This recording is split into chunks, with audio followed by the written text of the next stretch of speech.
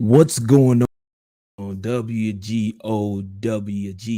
This is your boy Sean Wick. My man Trey is in the building, but currently he's a bit occupied. But guess what day it is? Hump day. How y'all doing out there today, man? It's your boy. Man, we in it to win it today, man. We had the playoffs last night. We got some movement going on around in the NFL. We just got a lot of stuff going on today, man. So with that being said, there go Trey. Trey, what's good with you on this hump day? Sound was like you good. busy, man. Was Look like you got a lot going on oh already. man, just business as usual. Usual. Try to make some moves, make things happen for these. Like I was talking about the military athlete, the armed forces athlete, and just trying to do my part, make sure we continue with that in that same vein, same way. But it's a day. I'm saying today. Mm-hmm. Last season for in the Miro softball league. Okay. Uh, before we start the playoffs, so I always get fact check question. Everyone always got a problem with the schedule.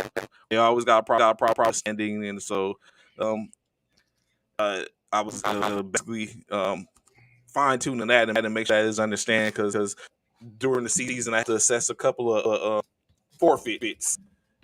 Mm. And saying so I was getting questioned, someone was asking me about why I get forfeit. So of course, when you had that, then a team come up with we got people playing with other people and all that type of stuff, and I had like, yeah, I caught the ones I actually they get hit. So this one's one of the same old stuff. That's what's up. No That's honor what's up. amongst thieves. Good morning, Freddie. What's up, man? Good morning. Good morning. Happy hump day to you. And anyone else is on. Hopefully, y'all enjoying y'all hump day because it is Wednesday, the middle of the week, one day closer to the weekend. So hopefully your day is going well. We're gonna get right into it, man. We got a lot going Oh on. snap! Um, it was a great game, game one of the Eastern Conference Finals in the NBA. We had the Boston Celtics visiting the Miami Heat. And when I say this was a good game, oh my word. I can't say it enough, man. It started off good for Boston. Oh, excuse me. It started off good for Boston. However, as I stated yesterday, I said Miami was gonna win that game. But it did. It started off good for Boston, man. I'm not gonna front. It started off good. You know, Jason Tatum was hitting on all cylinders at first. He dropped 21 points in the first half. So he was doing his thing, man. But in the second half, there was a different story. And Jimmy B came alive, man. Jimmy B came alive, y'all. And it was what it was. So with that, man, I just don't know what to say. I really don't know what to say, man. Them Heat came out in the second half. I don't know what the coach said. I don't know what Spoelstra said to them, but whatever he said, it worked because the Heat came out hitting on all cylinders and was um, giving Jason Tatum and them Celtics the business. Now, mind you, we can't ignore the fact that Marcus Smart wasn't playing. Marcus Smart, nor was what's his name? Uh Horford. Al Horford was out. So that's huge. That's huge. However, Jason Tatum had 29 points total. He had 29 points, 8 rebounds, 6 assists. He had remember I said he had 21 points in the first half. He only scored 8 points in the entire second half. So he was the leading scorer with 29 points. He had Jaylen Brown with 24 points, 10 rebounds, three assists. He had a double-double. You had Pritchard had 18 points, 5 rebounds, 4 assists. You had Robert Williams with 18 points, 1 rebound away from double-double, and he had 1 assist. Whereas the Heat, oh my God, Jimmy B was Jimmy B. He was nothing but business. Jimmy B dropped 14 points in the first half and 27 in the second half to lead all scorers with 41 points, 9 rebounds, and 5 assists. Bam Adebayo had 10 points, 4 rebounds, 1 assist. Gabe Vincent had 17 points, 2 rebounds, 3 assists. Max Struss had 11 points, 4 rebounds, 2 assists. And Tyler, the hero, had 18 points, 8 rebounds, 3 assists. As you can see, I'm channeling my inner Tyler Hero after the post game. You know, he was out, he had, you know, sun out, guns out. So he had his guns out after the after the game at the post conference. Bam Adebayo was laughing at him as he walked up to the podium with his guns out. But man, the Heat gave him the business at home, which I said they was gonna win at home. But what do you think? The Heat won 118-107 over the Boston Celtics. So Trey, what do you think? Oh, we got a guest, man. Yeah, Henry we got Dozier. DJ Henry Dozier. I was just wanted to say real quick, DJ, man, thank you for changing that view because I'm not. I figured you was coming in building the way you was, but then What up, I was like, dang, like Henry, what's good morning, Jackie? What up, Good morning. Jackie? So I was like appreciate it for changing the view, bro. So I figured you was coming, but I know you was trying to come in like that, like you know what I'm saying. Not you a retired veteran, but not an American flag, but a Georgia University of Georgia flag. Flag. Come on, bro. Like here we go with that. Is that how we doing it today? All day, every day, man. You know how we man. go.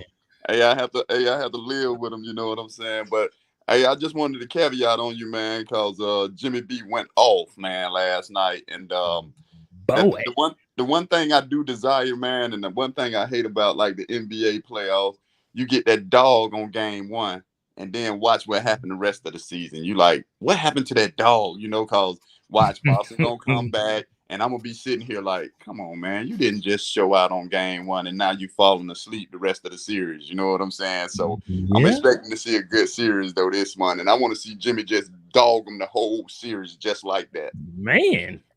You just want that. You just want them to have all that smoke. I'm definitely with Miami winning the series that I stated yesterday.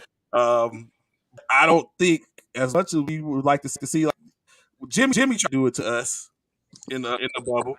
It didn't end up that way. But what we don't like the Bishop was just talking about. There was no Mark Hart. There was no Horford. Yeah. So you know what I'm saying they were limited, and for at the beginning I was like, oh, this is not how I thought it was going to go until like you said Jimmy, and they put clamps. They lock down doors. Is like, you know, all these things going on with the CEOs is walking out the buildings with the prisoner.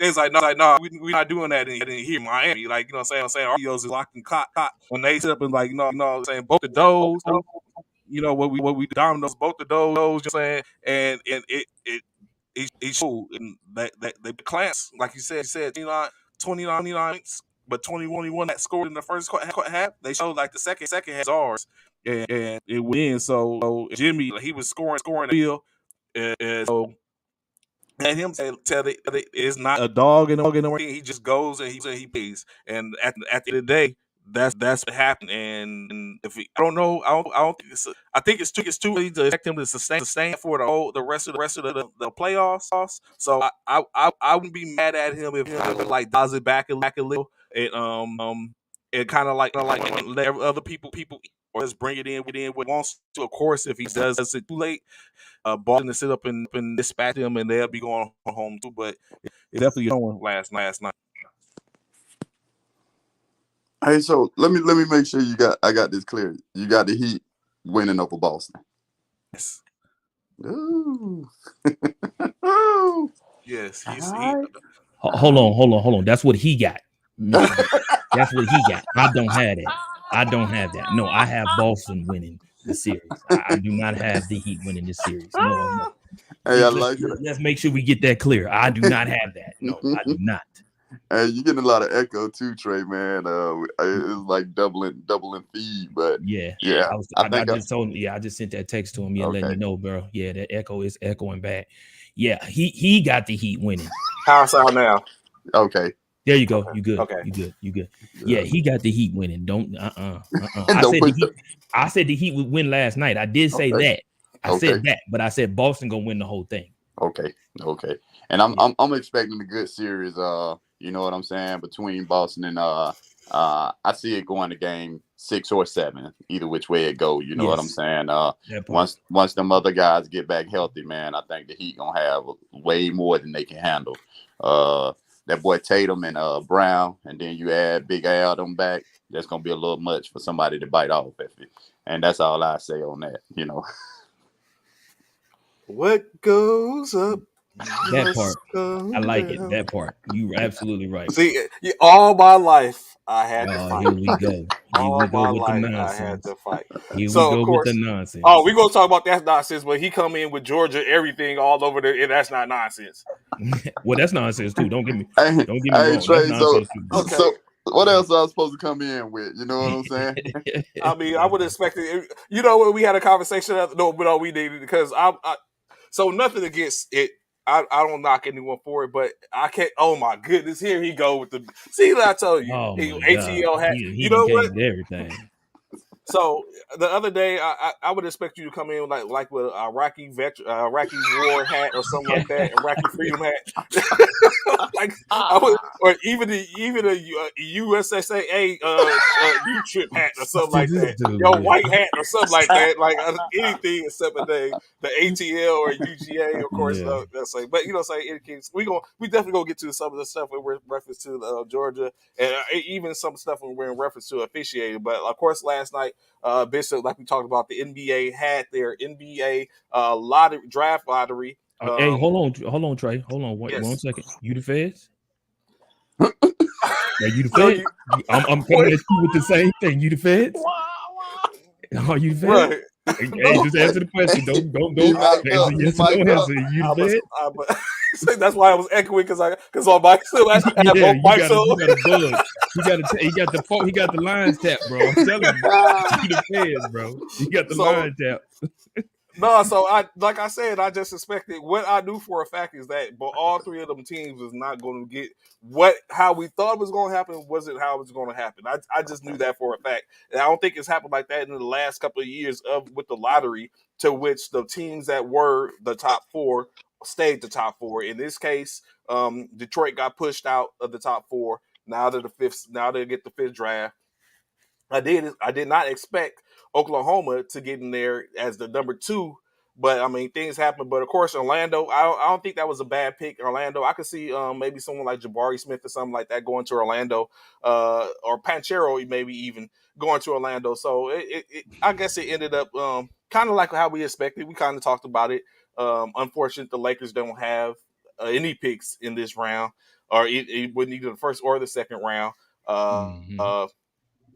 Who else the was Rockets it? did get that third pick. Oklahoma has 3. Yeah, Oklahoma got 3 picks in the first round, so they get a chance to add to what they have there, which might end up starting to be with that youth movement we talk about. It might end up being going in their favor. So yeah, so it's not. So don't drink the Kool-Aid, DJ. So what this dude. Like I, it's him and another one. He ain't came on yet. They must have sit up and said something. So usually we have a dude named Anthony Price that's on in the comments. I believe Anthony and Bishop are feds. Okay. So what happened is, dude, at the beginning, of course, Bishop was like, "Don't believe the hype. Don't believe the hype. Tom Brady is coming back." From the beginning, which he signed, he said he was trying. He's like, "Don't believe it. Tom Brady's coming back." Yeah. I'm just a boogie. Here come Tom Brady. Yeah. So you know what I'm saying? Now he was just talking about the other day how you know what I'm saying, Drew Brees ain't done yet. Lo and behold, Drew Brees is up and talking about, even though we don't know if it's a fodder or what. Wow. Drew Brees is coming back. So 2 days ago, Bishop and Anthony Price were talking about. Anthony Price asked the question, "Hey, what's up with Deshaun Watson?" And I was like, "Yo, they said it's not going to be anything. They're not facing any problems or anything like that. They don't foresee him facing any issues." And then, lo and behold, hours later, here comes across my screen, Deshaun Watson is due to meet with the NFL in reference. I was like, y'all feds. I was like, you feds. I was like, you a fed. I'm just saying, man. No, man. I just know. You are part of. Come on, man. A special task force made to police up the sports industry. You're a fed. It's okay. You say you don't punch a clock. Like you got your assignment is to act as a retired service member that likes sports. Yeah. And that's what your cover is. I get it now. I'm on you. And so the other day when I asked him if he was a fan, oh so ethically he'd be like, oh hold up Trey, I'll be right back. And then he got up there. No. Don't believe him, man. I was like, Really you know when they ask a question, you're supposed to tell them what's up. So he's like, so he gets off like I just forgot that I just asked him if he was a fan and he asked a question and he just gonna walk off. See, don't man, believe that, man. Don't believe that. I ain't gonna say nothing that can incriminate me. Cause I told him everybody. I told him though. I was like, I'm not saying nothing because the next time he'd be like, hey Trey, ain't you supposed to be on? I'm like, yo, bro, I'm jumping off and y'all not gonna see me for a while. I'm going to a state with no extradition. Oh my gosh, no. Yes. So like Bishop said, basically Al Horford, of course, did him and Marcus Smart was out. Al Horford, good morning, Amber. Sorry about that. Him, Al Horford was out due to health protocol. Although they're not saying that he is the one with. If he's positive, they're just stating that he's out for health protocol. Usually, a player's out health protocol for five days, which would put him at roughly missing game 2. And of course, they already expected to lose Marcus Smart due to his injury at the end of game 7. So hopefully all that ends up coming out to in a good way. So that way they don't have to worry about losing those players the whole series. So that way there's no excuses when Miami gets the W. So I don't know, DJ. Of course, I know Bishop had it.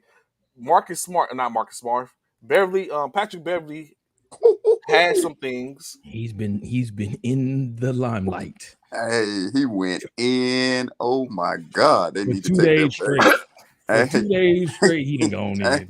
They put an asterisk on ESPN when they put Beverly behind that microphone, dog. And when I tell you, man, that bro went in. Man, my favorite part was when he got at CP3, dog. Oh my God. Yeah. He called CP3 a cone. A cone. Can't guard nobody. So basically what has going on is Patrick Beverly he's come back. I'm not gonna say he back on his what he was saying, but he gave some insight to what is the issue, quote unquote, with him and Patrick, with him and CP3 or Chris Paul. Of course, he said he appreciates everything that he's done for the game. Beverly said he's like him and CP. It started when he was in college. He's like he went to a LeBron James camp, and I got a little taste of CP3 there. It's always been something from there. So that was the first thing which he said. He went on to continue to say, like, I respect his game, but the praise that he gets and the slander that he doesn't get when he doesn't perform is not the same as is with every other superstar. And my question is, why not? So basically, that's what his he's looking at is why doesn't CP3? Why isn't it the same thing with CP3 as it is with LeBron James, Kevin Durant, or anyone else? Why is CP3 the messiah in the NBA when it comes to these things? Hey Trey, let me jump in on you, man, because you could tell where he was coming from, that it was a place of he'd been hurt or something. You know what I'm saying? You could tell that it was some type of beef there. You know what I'm saying? Hurt. Right, you know what I'm saying? Because don't nobody just straight out attack like that unless they got something involved. Got rubbed the wrong way. Right. But to caveat on what you were saying, though, CP3 or OG, he an OG. You know what I'm saying? Do OGs get passed? You know what I'm saying? So don't get it twisted. You know what I'm saying? When you get your status up, then we'll talk about that. But hey, there's a certain a lane. You can call it Elite 10 or Elite 12, 15, or whatever you want to call it. But that's respect. So I think that goes to what we was talking about yesterday, Bishop, where we was talking about Jimmy Butler compared to Jason Tatum, and the same thing with Chris Paul compared to Beverly. Like Beverly's no Chris Paul. Correct. But do OGs not see? That's that mindset that Bishop had, because he feel like I shouldn't talk about Tom Brady, in which he feels like nothing should be said about Tom Brady. Tom Brady's the GOAT. Everything, like we all know the Tuck rule. the deflate gate, all these things are things in which Tom Brady should have been hit for, but let it have been someone from the 49ers or even someone from let's even say someone from Philadelphia or Atlanta, you know what I'm saying? Maybe Matt Ryan. Maybe Matt Ryan had, you know, saying, got a little stuff at that time, but it hadn't been anything, we would have had issues, but not Tom Brady. But so OGs don't get touched is what I'm hearing? No, it ain't. They don't get touched. Don't get it twisted. They do get touched. However, what's good, Mike D?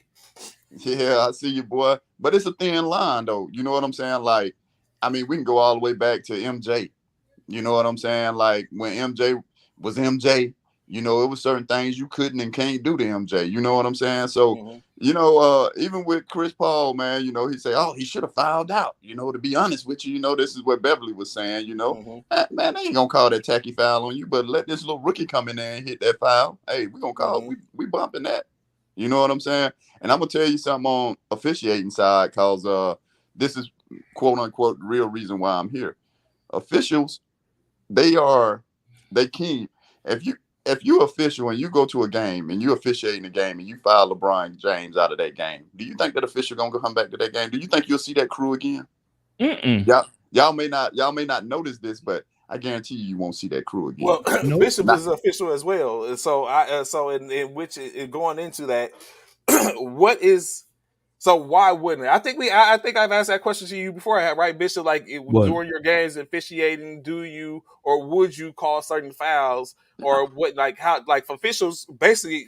Correct me if I'm wrong, gentlemen. Y'all both. This is y'all SME. Y'all the SMEs. Y'all dictate the game to an extent, correct? Or you y'all have the power to control the game, right? Well, correct. We try to, in my opinion, we try to eliminate any type of unforeseen drama or try and keep the game clean as much as possible. You know what I'm saying? While the game is being played. And Bishop, more so, we'll say we facilitate the game. We don't control it. We facilitate it. And as an official, we're here to make this game be played as it is to be played according to the rules. Right. With that being said, if LeBron James foul, we're gonna call a foul. But at the same time, in the back of our mind, me and Bishop both know LeBron James got 3 fouls on him right now. You know what I'm saying? So do y'all relent from calling in that scenario from y'all standpoint? Do you relent from calling that 4th foul or that 5th foul because no, we don't. I don't feel like I relent from that. I personally, like he said, we do keep in the back of our mind. Okay, LeBron's got 3 fouls, 4 fouls, or whatever, and it's a touchy situation because when it comes down to it, depending on the fouls, the 3 previous fouls kind of dictates the rest of the fouls in a way. So you kind of like look at it like, okay, if I call a ticky-tack foul on one thing, I ain't finna call another ticky-tack foul just so he could end up fouling out. You feel what I'm saying? Now, if it's an obvious hack, obvious travel, obvious whatever type of violation, okay, I gotta call that because I'm not the only one watching it. If me and Dozier are officiating together, he gonna be like, bro, did you miss that? Did you like on the timeout or whatever? Or he gonna be like, yo, you see that? And I can't lie and be like, nah. Yeah, you saw it because everybody else saw it. So the conversations during those huddles is different from what we see. We definitely huddle up. We definitely. And I'm gonna add to that as well. And when you're not calling fouls, man, you finna have a battle royal out here. You know what I'm saying? So if you out there on the court, man, and you and swallowed your whistle or your teammate and swallowed their whistle, man, by the time you get in there for a quarter, it's going to be blood. That part.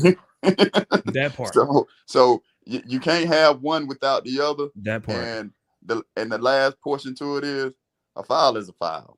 You know what I'm saying? Some of us have to stand on our sword and some of us have to go down on a sword. And Bishop will tell you just as well as I tell you, hey, if you don't want me here because I'm doing what you paid me to do, then fine with me. I don't want to be here. You know what I'm saying? So you stand up. Hey, boop, that's a foul. Now, like he said, you know, now I don't want that ticky tacky. I might let him reach a little bit and get away with a little slap. You know what I'm saying? Instead of calling a foul, I may hopefully the ball went out of bounds and I can go on and turn the ball over the other way and not charge him a foul. You know what I'm saying? But that part.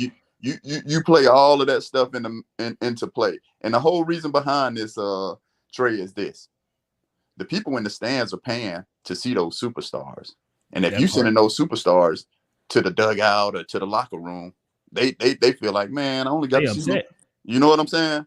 And that's what they want, you know. So it's a give and take business, man. But at the same token, you got a job to do. And if you stick to your job, you'll always be fine. And not only that brings up the other thing that I'll add what Mr. Dozier said also is I've had so many players and coaches come to me during halftime or after the game and say, man, I appreciate you, man. You don't swallow your whistle. Unlike some of these other guys, they swallow their whistle and won't blow their whistle for nothing. He said, now I ain't gonna lie to you. There's some calls that I really didn't agree with, but at the same token, you kind of came back and made up for some of them calls. And don't get me wrong. People say, well, you see it on TV. Oh, that wasn't no foul. And then you'll see a play two later and he'll make a call and you're like, hold on. That's a make a call. It happens. It happens. We ain't gonna lie. About to bring that up. So all the times I was about to bring that up and ask the question, like when you're like those times when you see when the player's like, come on, ref, when you of course to us it seems like, oh, there go the other one. Like I told you, you know what I'm saying? I'm be fresh as hell because the fans watching. But so when you come up, when you sit up and think about that, when those players be like, you know what I'm saying, come on, ref, come on, blue, or whatever case like that, or whatever case like, was that a foul? Was that a strike? Was, you know what I'm saying, was that, you know what I'm saying, pass interference or whatever case like that? Like, at those points, is there ever a point to where it's just a call missed and you like, you just hunch your shoulders because you know you missed a call, and then you just, you know what I'm saying, like, it's been only one time in which I had an official while I was playing in JBLM, right, downtown, and the official blew the whistle on the pull flag. The player pulled my flag when I had caught the ball, and then, of course, when I seen the flag come up, the ball came off my chest. I did not have possession of the ball when he pulled the flag. I pulled the ball back in possession, and I kept trucking. He blew the whistle and called me back. And I was like, come on, Blue. I was like, come on, I didn't have possession of the ball. It wasn't a catch. How can you sit up and call that? How can you call me down? And he's like, you know, gave me. And then at the end of the game, he's like, you know what? You got a pretty good eye. You know the game, obviously. Why don't you sit up and come officiate? Or why don't you sit up and come? He's like, my fault. You know what I'm saying? You was correct. I was like, that's understandable. I got it. Then he's like, why don't you come and officiate? I was like, no, I'm about to go to Fort Polk. And then he's like, ooh. And then I was like, wait, what that mean? The rest is history. But so that type of stuff, like, what do you like? Is it just a position where you just gotta be like, oh well, because like you said, you're human, you miss calls. Hey Trey, you hit the nail on the head with the last words you said. When you're out there officiating, you're attempting to give your best. You know what I'm saying? And shortcomings, and I don't care what anybody do. You could be running 100 meter dash, and when it's time, when they shoot that gun, and you get about 50 yards in it, you catch a cramp. You know what I'm saying? But that's not what officiating. What you're trying to do is be in the right position to make the correct call every time. And I promise you, we don't always get it right.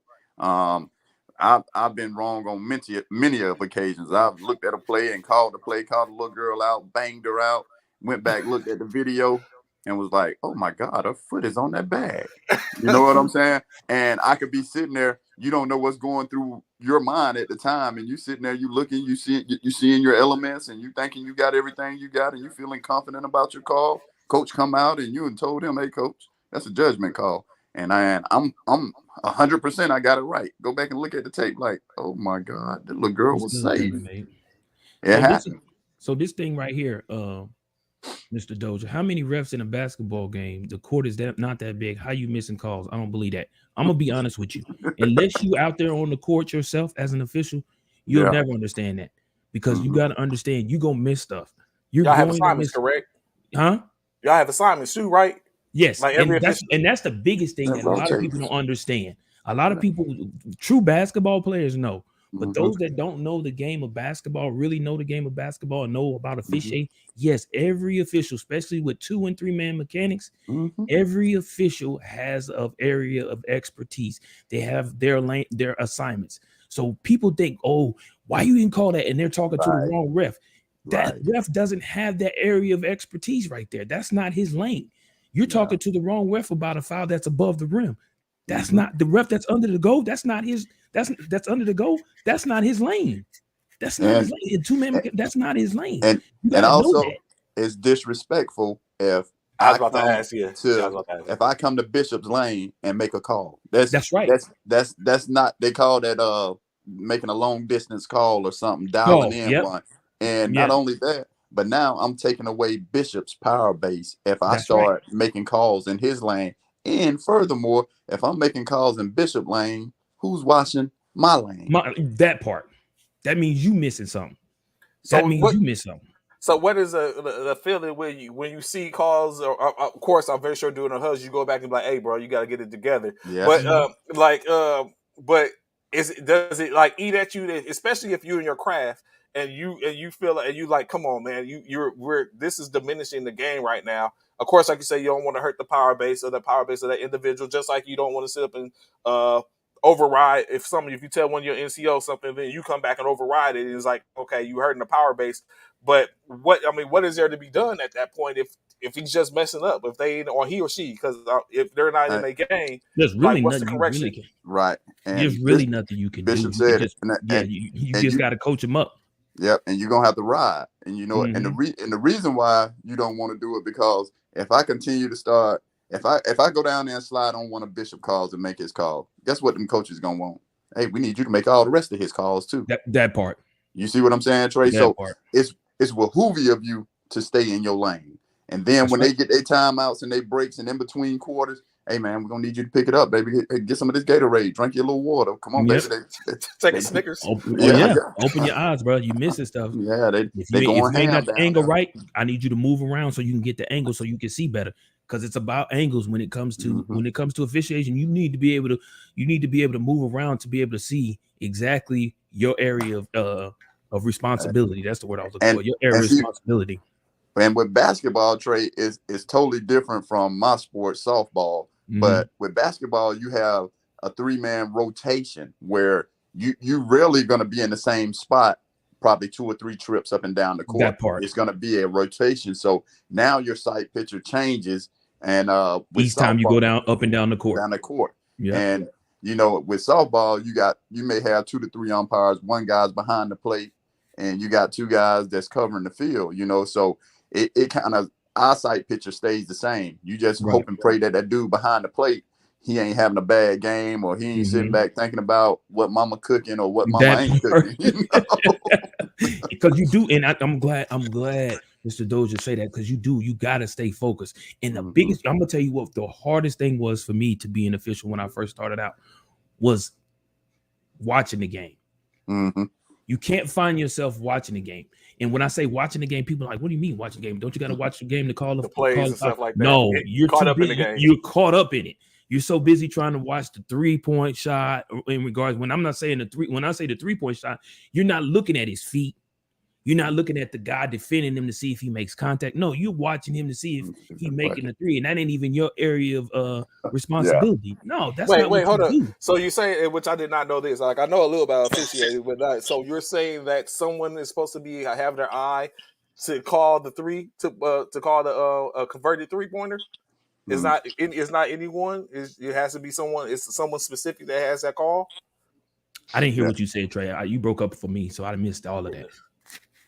Yeah, I got you. And I don't call basketball as much as Bishop does, but yeah, it's a certain. So if the shooter is in your zone, you will put up the fact that it's a 3-point shot, and the make ain't on the person who put up the fact that it's clean 3-point shot. The make is on another. I didn't know that.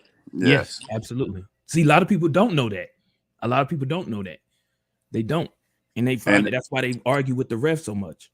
And the reason why Bishop was saying what he was saying, like the official that put up the fact that it is a 3-point shot, he's still officiating the shooter and the defender. That's why it's on the onus for the make is on somebody else. That's right. Shouldn't be watching that ball go in and then sending up 3 fingers or something like that. And you know, he may come back with the field goal and say it's good, but after he gets it from someone else. But yeah, it's totally different rules to everything, man. And you're right, Bishop, because I quit officiating basketball because I found myself watching too much. You know what I'm saying? It's easy to do that too. Yeah.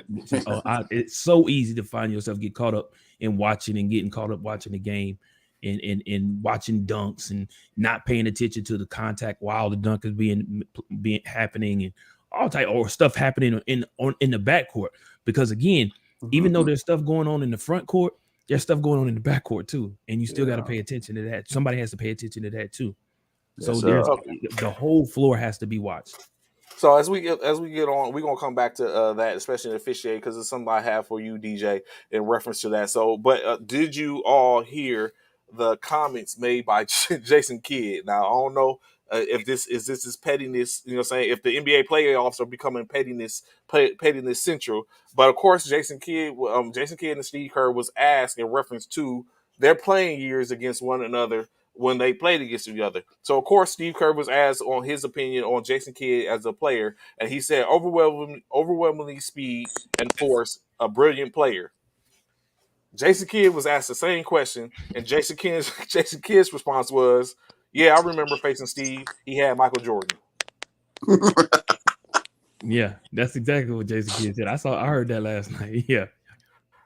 So is as an opposing coach, of course, Steve has been here, 3-time champion as a coach.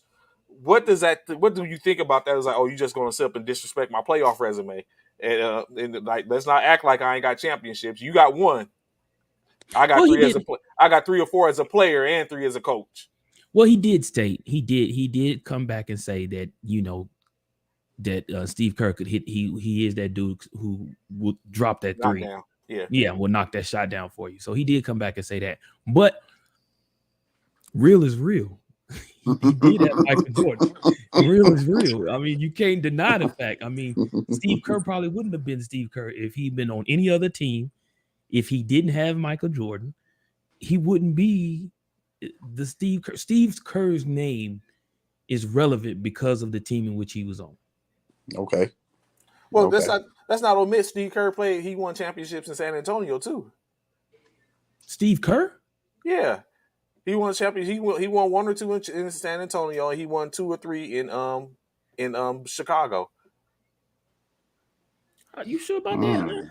Yes, sir. We gonna go ahead and continue talking. I'll pull it up so I can check my facts. So I could have sworn that but this is what I would like to ask. Back to he had Jordan. Who did Jason Kidd have? Because Jason Kidd wasn't playing by himself. He had Dirk. That's right. He had Marion. Yeah. But the whole point about it is, you want to throw a little shade and then you want to back out. You know what I'm saying? I respect the real goons. If you're gonna throw it all the way. Don't hide your hands. You know what I'm saying? Yeah. Patrick Beverly. You know what I'm saying? Like, you know how Pat get down. Like, you know what I'm saying? Like, he gonna say what he gonna say, and he's gonna keep it pushing. Yeah. Hey Trey, let me hit you off with a topic. I see you looking for something. How y'all feeling about this Kyrie Irving thing, man? They dogging Kyrie. They saying Kyrie. He a boss. He a Brooklyn fan. So okay, we're gonna get a biased answer. Okay, but this is the thing that I don't understand. They Kyrie did Brooklyn wrong and this and this and this, but New York said Kyrie couldn't play because he wasn't vaccinated. Right. You know what I'm saying? Now, if you put them strains on and then they let other players come in there and play who were known unvaccinated, but when baseball got ready to start, guess what New York did? Yeah, that's what happened. We talked about it when New York when Judge came in and he ain't vaccinated and they couldn't put him. Like it's like, oh snap! You know what I'm saying? Like I told him, the Yankees on brass is like, hey man, we're gonna have to make something happen. We gonna make some shake because brass trying to win this. The brass, you better say mafia. Them came up in there and said, "What you talking about? Judge ain't gonna be able to play, man. What?" But they blame it all on Kyrie. Man, this is my whole big picture, man. What's good for one is good for another. You know what I'm saying? If you're going to let them play, man. And I believe if Kyrie would have played all season and they could have got what they needed to gel between the big 3 dude. Yeah. Yeah. I just think New York did that to themselves. And I ain't saying the team. I'm saying like the government, whoever put out that mandate that you can't play. You know what I'm saying? That was the downfall. But in the end, they pushed it all on Kyrie. Like he wasn't there for his team. And I'm going to say this and I'll get off this soapbox. I think that anybody should have the right to choose or refuse Mm-hmm. whatever they want to do with their bodies. And that goes for males, females, or anyone. I think that the choice is ultimately yours. If you don't want to put it in you, don't. If you want it in you, go ahead. That's your choice to choose. I had the same issue with my kids. I didn't want my daughter to. I didn't want the vaccine. After being in the military, I felt like they put a lot of stuff in us. You know what I'm saying? I didn't want it. Mm-hmm. But my daughter was getting ready to start school. And I know I'm getting off subject, and y'all can shut me up if you want. No, you good. Do you think? And they were opening the school back up. And my thought process was this. Baby, I know if you go to school without no protection, that you very well can get it. I don't know that if this vaccine is legit or not, but I know it'll give you I feel like it'll give you a fighting chance. It's just like saying, hey, you ain't got no headache right now, but you're going out there in the sun, take an aspirin so it'll try to protect you a little bit. I don't know for a fact that this aspirin is going to protect you, but it'll give you a chance. And so I wanted my daughter to get the vaccine before she went back to school. Mm-hmm. As a father, I had to say, well, I'm going to get the vaccine to go with you. You know what I'm saying? But this fell under the lines of me being a protector. You know what I'm saying? So she didn't want it because I hadn't already been screaming and yelling, nah, we don't know what's in this stuff. Don't get it and da. But once I found out she had to go back inside that building with all them little bad kids and herself and all that conjugated in them halls and classrooms, I wanted her to have something. You know what I'm saying? So that was my choice. And I demanded it, you know, from my position in the family. You know what I'm saying? She fought me the whole way, but she did. She went and got it. You know what I'm saying? And now she's still wearing a mask. Ain't nobody else in America wearing a mask but my daughter. You know what I'm saying? So you right. So you were right, Trey. He did win one in 2014. He won two. He won in 99, he won in 2003, and he won with the Bulls 96, 97, 98. So at this point, who did he win one with 99 with? The Spurs. So at this point, he got in 99. He won in 99, he won in 2003, 98, 97, and 96. So that he got 3 championships as a player and 3 as a coach. No, he got 5 championships. He has 5 as a player. Yeah, as a player. Yeah. Yeah, he got 3, and he has 3 as a coach. And he won one in 2009. Yeah, 2003, 1999. In 1999. Yeah, he won 2. He won 2 in San Antonio and 3, and he was there for the second 3-peat with the Bulls. No, he won. Wait, he won one in 2014 with San Antonio. That was no. Yes, they won. The Spurs he was won 99, 2003, 2005, 2006, and 2014. That's but he wasn't playing with the Spurs when they won in 2014. He was already out the NBA. Yes, he was. Already. He wasn't a player. Oh, okay. He was a coach, maybe. Okay. Yeah, he wasn't a player. His last championship as a player was in 2003. But in any case, Jason Kidd only got 1 championship. So it's like, you know what I'm saying? So it's like, you know what I'm saying? So is it petty, or is it still, do y'all still keep with the same mindset that real is real? Like real is real. I got 8 of them. I got 8 or 9 of these joints. Like, does Robert Horry have any conversation when you talk about like big shot Rob? Big shot Bob. Yeah, big shot Bob. Yeah, big shot Bob. Like, you know what I'm saying? He got a couple. He can fill up almost both hands, but we don't call him a GOAT. I think Big Shot Bob ended up in the right places at the right time, man. I think that, yeah. I'm like, yeah. He happened to be in the right teams when they was right. They was going up. He got championship with 3 teams. And Lakers, I'll say this. Spurs, I'll say this. And the Rockets. I'll say this about Robert Horry, man. I got to see that guy play ball at Alabama when he was in college. He had 24 points, 12 dunks. I said, God dang, this big long dude right here.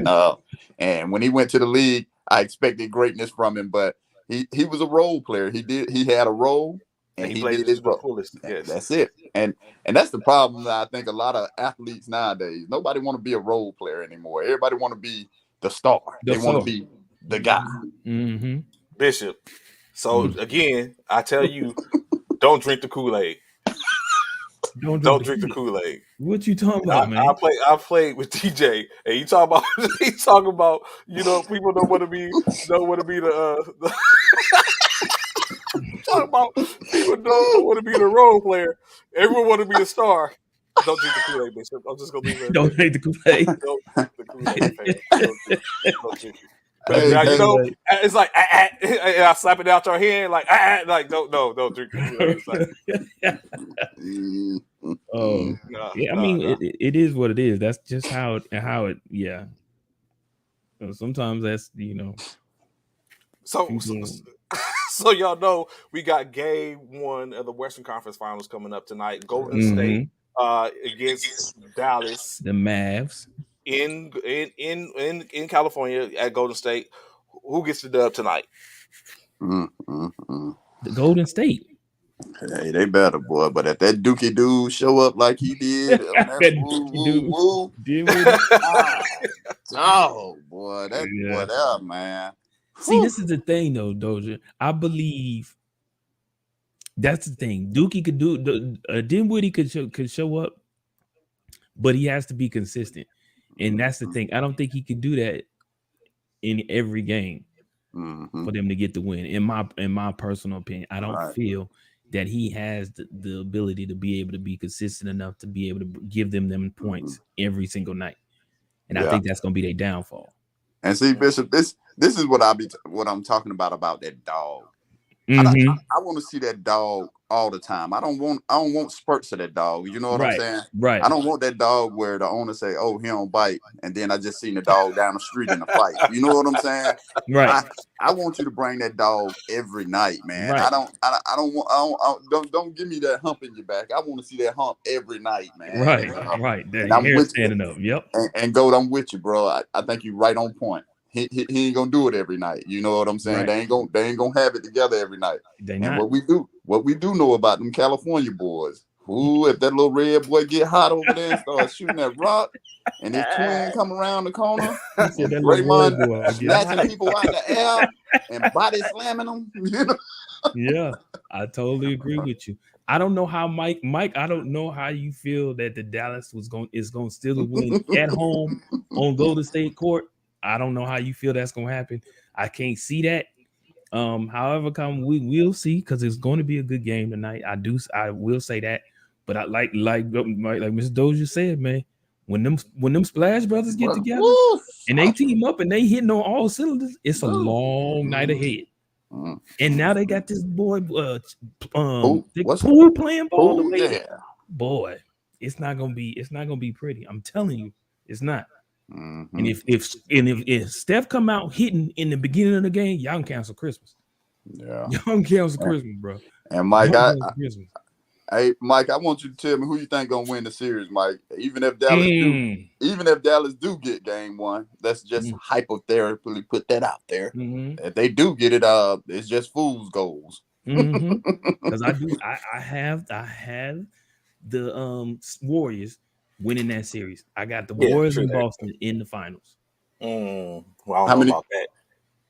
Oh yeah, that's exactly what they. But they're also known to not hit on all cylinders. That's facts. That is true. That is true. But what we will say, Mike, I will say this.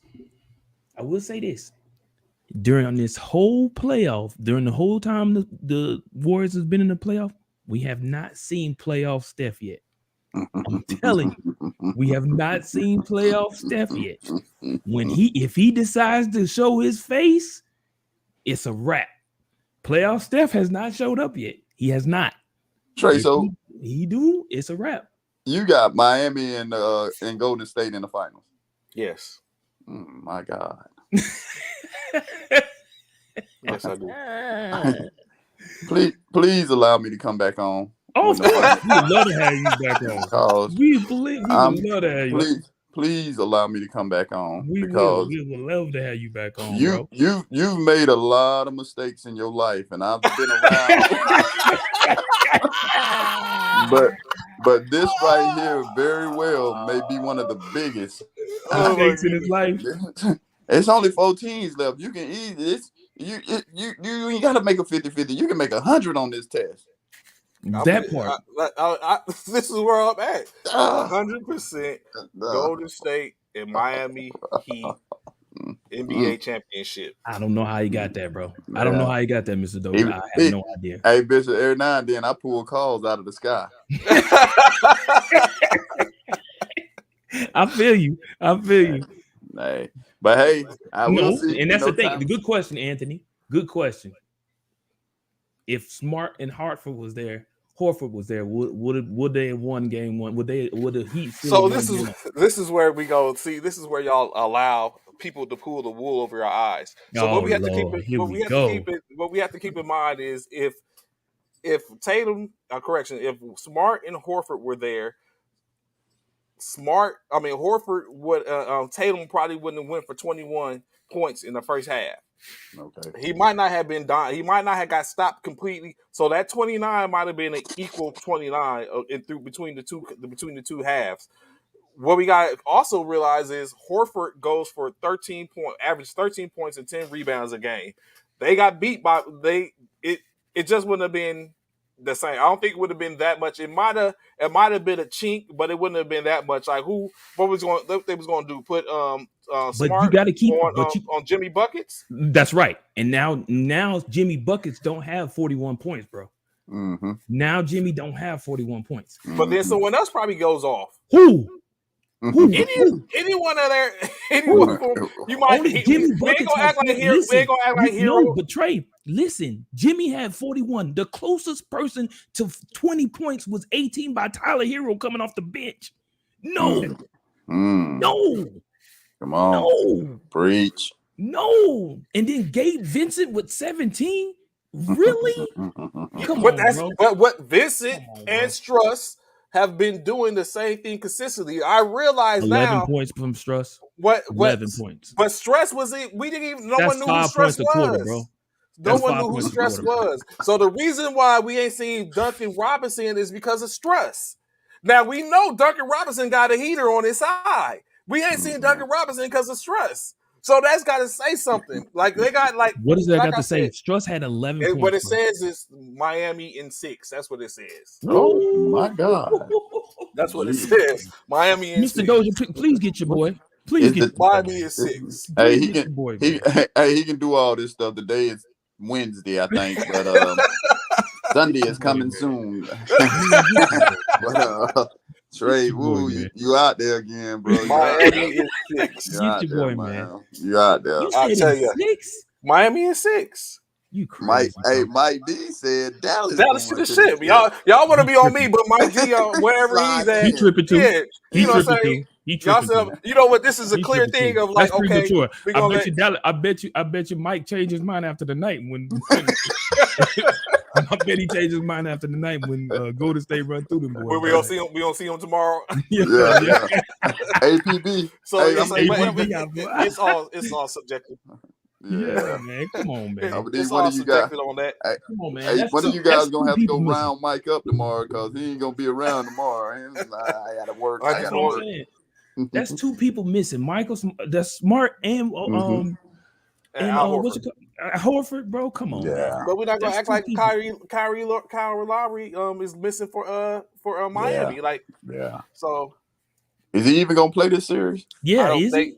They probably not. Like we talked about the hamstring. I've never. We all said we had you had a hamstring injury before, DJ. Oh, whoa, my God.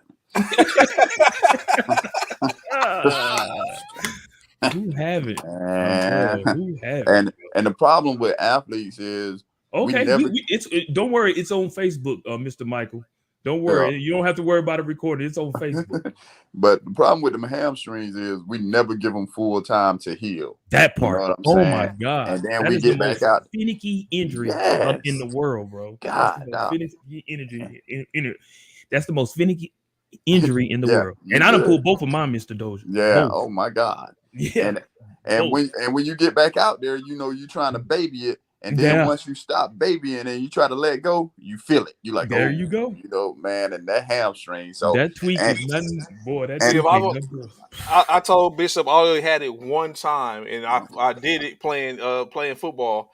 And when it happened, I was like, what is this? You can tell. Oh, So you know yeah, when somebody hit a hamstring because that hand goes immediately to that hamstring. I didn't fall. I didn't fall, but I definitely felt it. I was like, whoa, and it was on a fly. Trey. It was on a fly pattern, and I was chasing the dude. I was like, whoa. I was like, thank goodness he ain't catching. Trey, And I'm gonna tell you, Trey. That injury is so bad. When I told you when I got mine, I was running. I was home free. I was already halfway to the end zone. Wasn't nobody finna catch me. I'm home free. Do you know that hamstring pop, bro? I let that ball go. That ball went right out of bounds. I let that ball go, bro. You can have all this, bro.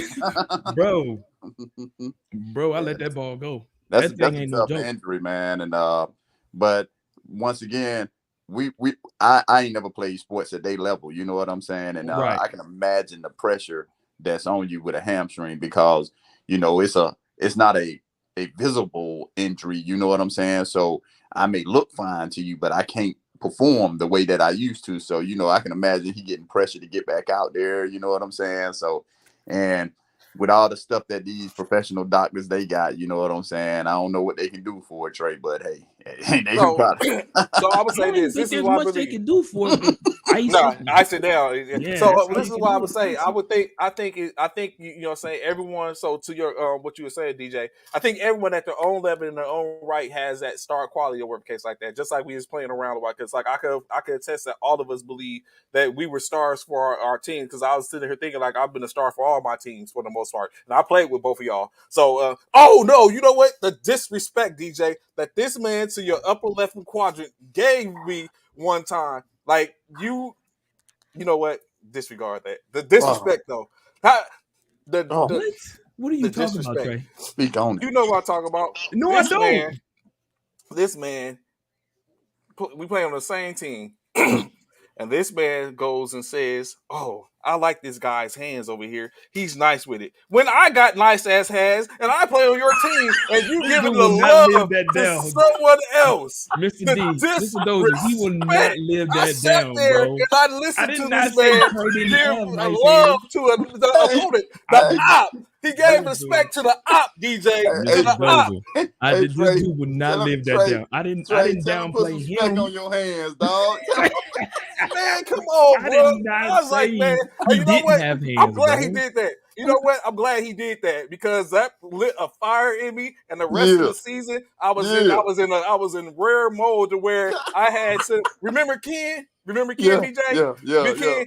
When Ken was like, "Oh, y'all got something going on," because we was a bunch of cooks. No one next, you know what I'm saying? So I was like, man, I was in a zone. Like, you know what I'm saying? I wasn't mixing anything. I wouldn't have played.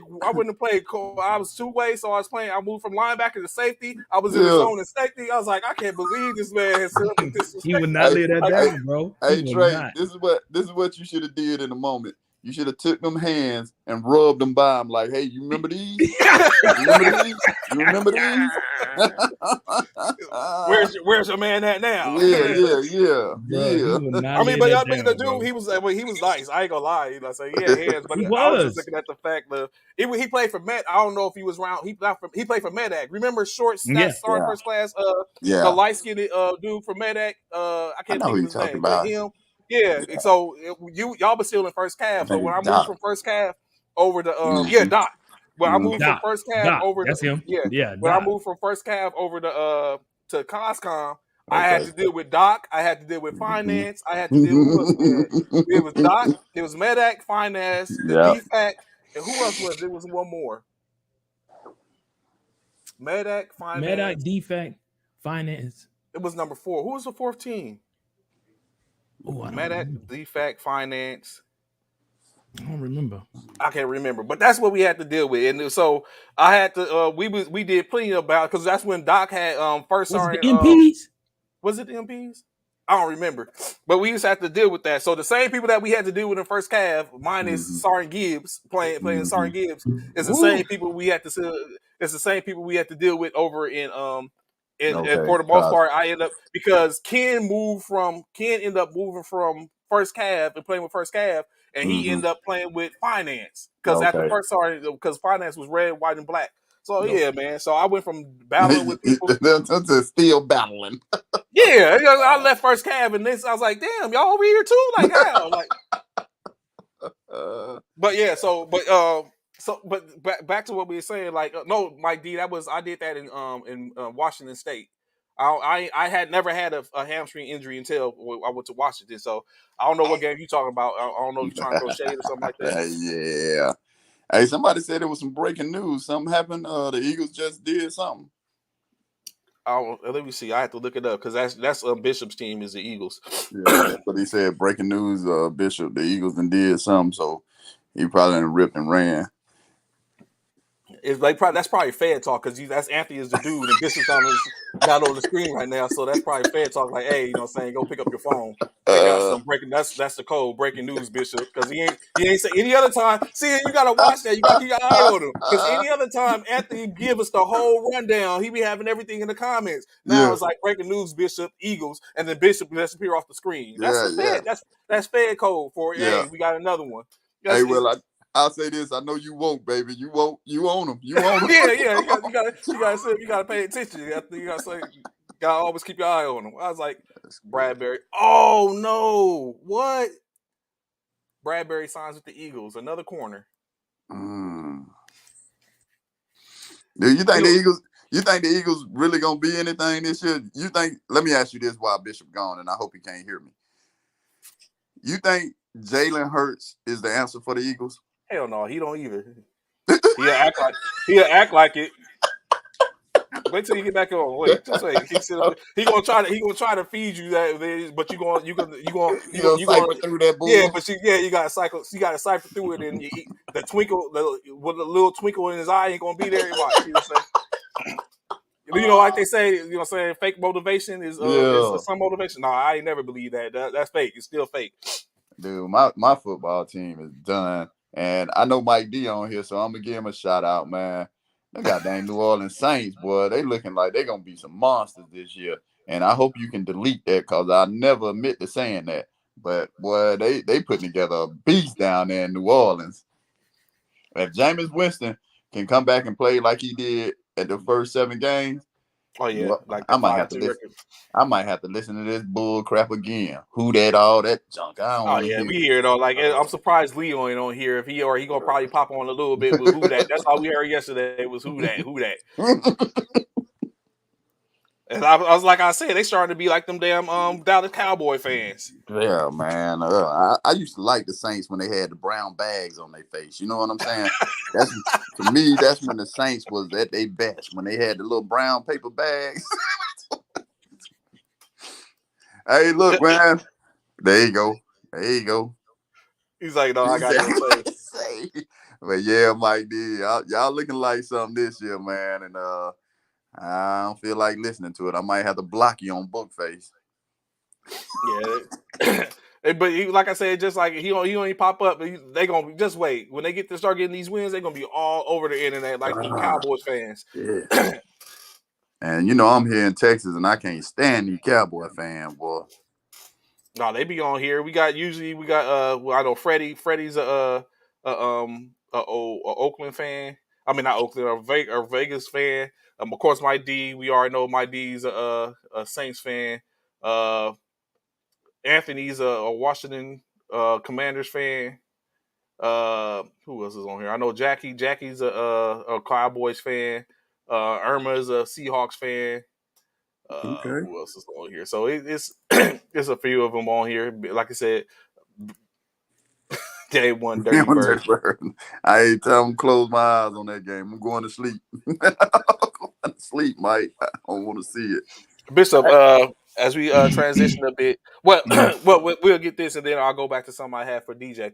He asked a question in reference to the Eagles as Anthony Price. We thought it was Fred. At first, we thought it was Fed talk because if Anthony Price was like, "Hey, Bishop, breaking news, Eagles," and then you jumped off the screen. So I thought that was Fed talk for, hey, you know what I'm saying, we got another mission or something like that. But he came back and said, basically, y'all signed Bradbury at cornerback.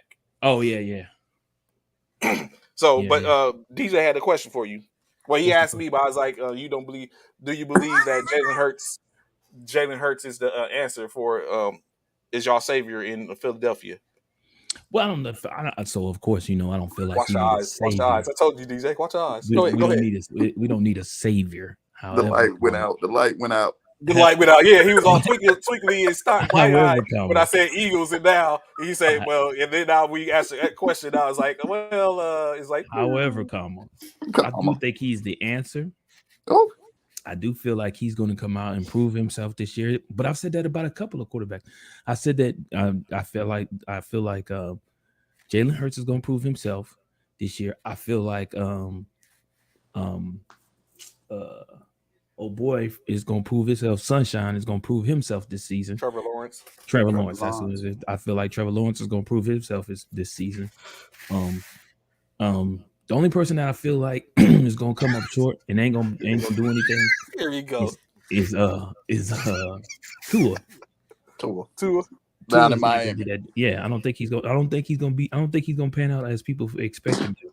I ain't gonna keep you on that long. I don't think Lawrence. I think Lawrence would be a good quarterback. It's just the problem with good quarterbacks coming out of college is you going to a sorry team. Okay, if you that number one draft pick, you going to the worst team in the league. Lawrence needs any quarterback needs somebody to block, and if they ain't blocking, he can't do nothing. Lawrence is he's never gonna be one of those guys that can escape the pocket. You know what I'm saying? He may get out of the pocket, but that's going to be short-lived because somebody going to be on his back. If they don't get nobody, if they don't get no line down there in what is it, Carolina, wherever, Jacksonville. Lawrence, he gonna. I'm gonna take y'all back a little bit. Y'all know David Carr came out of college, oh yeah, and he was heralded until you got behind that line. You know what I'm saying?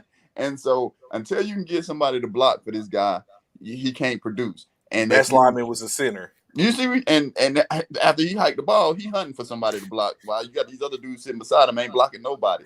But after you ain't got your head pushed in for 4 or 5 years with no blocking, now you start to build a line, and you done because you concussed. You don't know what I'm saying. So I just hate it. It's a bad transition. Somebody, I'm gonna mention something else. I'm all over the place.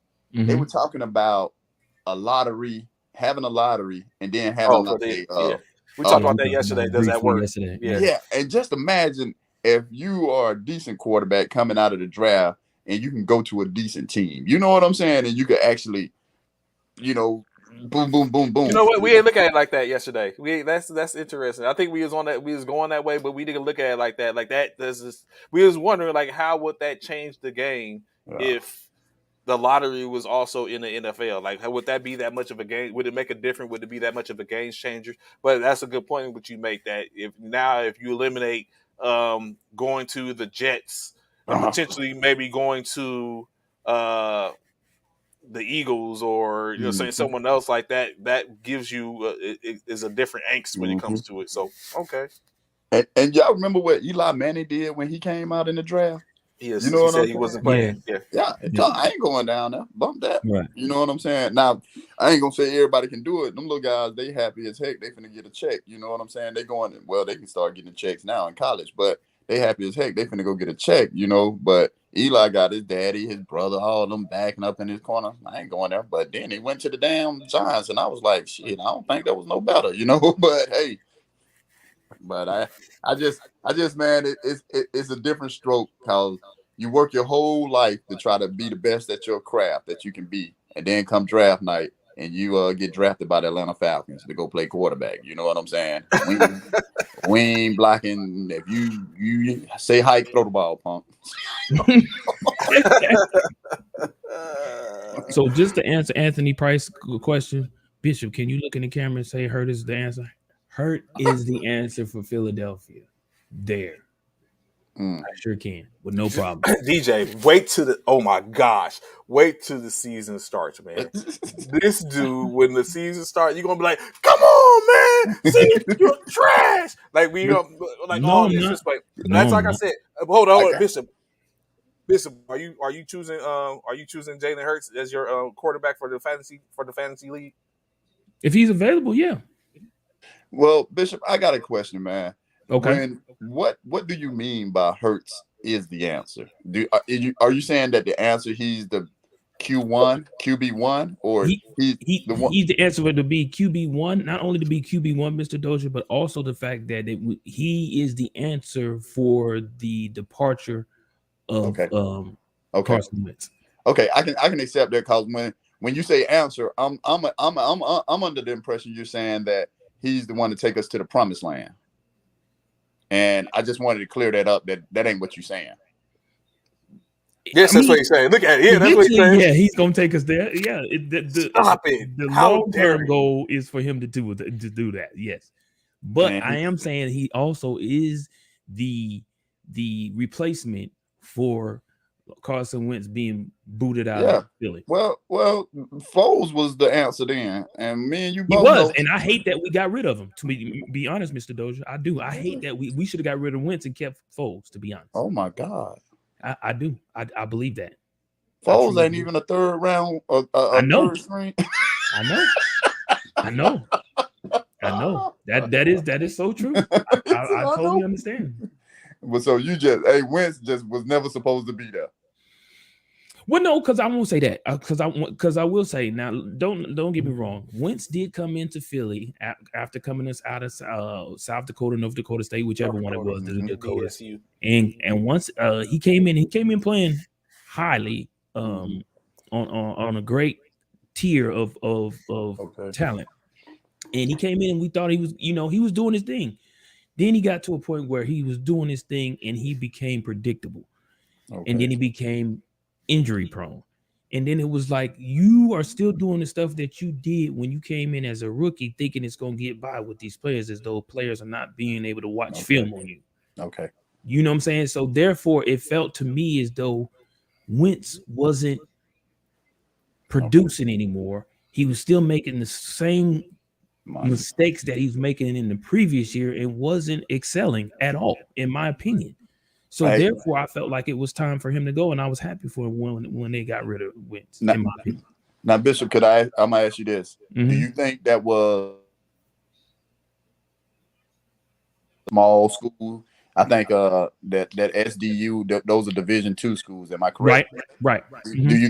Do you think that was a product of that? Like that's absolutely he was at his height of his talent, or absolutely I do.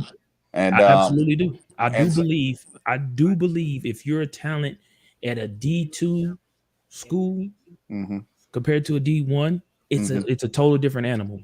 Don't get me wrong. There are some talented, great players that come out of D2s. We do know that, but they're far in between, though. Okay, they're far in between. And with that being said, I know we could probably babble on and on and on, because now I would like to throw in the HBCUs. You know what I'm saying? And the different division and levels of schooling. You know, what we have shifting in the collegiate realm right now is we have 5-star recruits opting out of those D1 going to those scholarships HBCUs, and going to these HBCUs. And I think the future for HBCUs is getting brighter.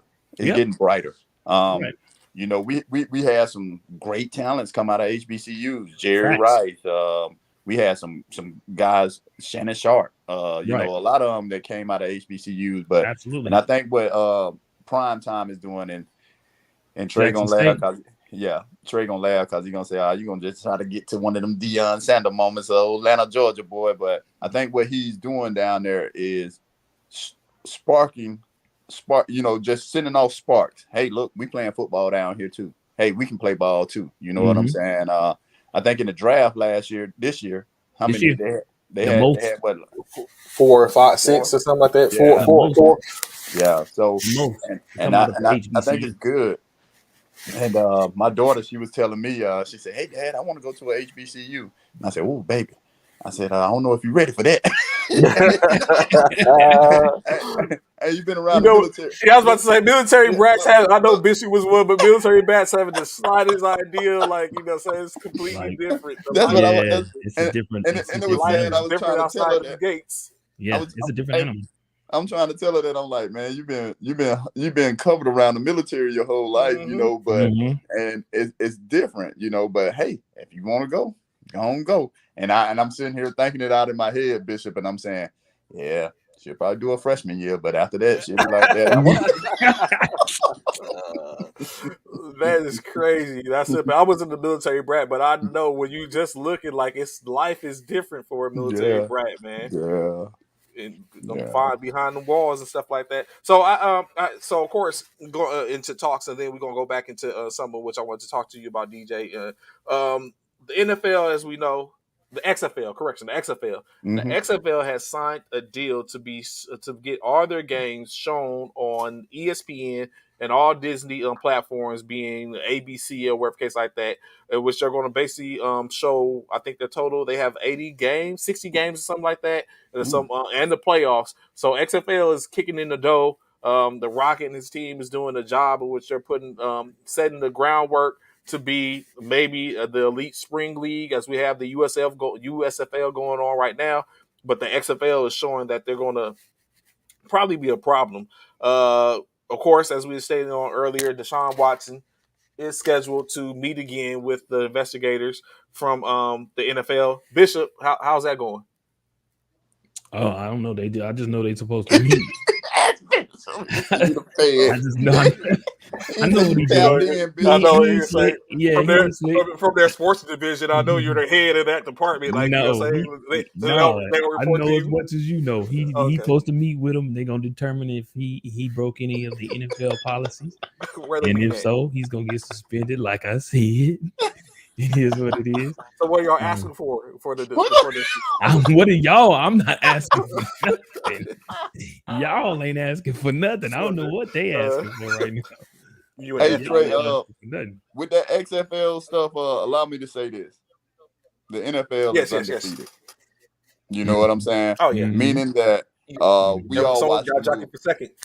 Mm-hmm. Yeah. We all watched the movie. They took the Lord's Day. They own a whole day of the week. You know what I'm saying? So yeah, the XFL, in my eyes, if you want to be successful, don't come for the NFL. Come for something that the NFL doesn't have. Yeah, that's what and that's what I think. That's what the idea of what he's doing. It's unfortunate that he's probably gonna have to engulf the USFL, because I don't see how there's going to be enough room for the both of them in the same season.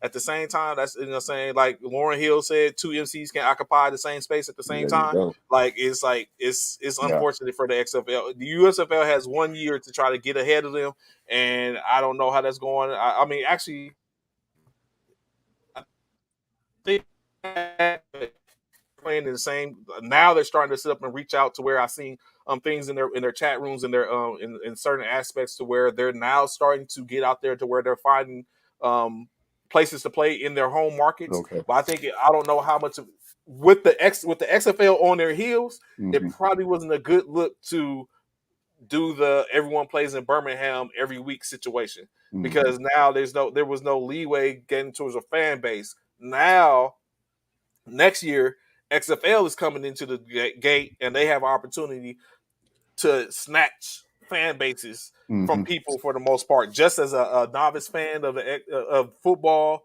as well as people in their markets. It might be a little too much to overcome once it's said. But I mean, of course, I sit up and wish good fortune to both leagues. I'll be watching to check them out and see what's going on. So of course that. So real quick, we have the odds for the MVP, right? Hold on, let me find it. The odds for the MVP starting out early, so it's about 11 names, which I think that they have the NFL and the Caesar Sportsbook that came up with when it comes to who they think are the front runners or whatever case like for the NFL's MVP.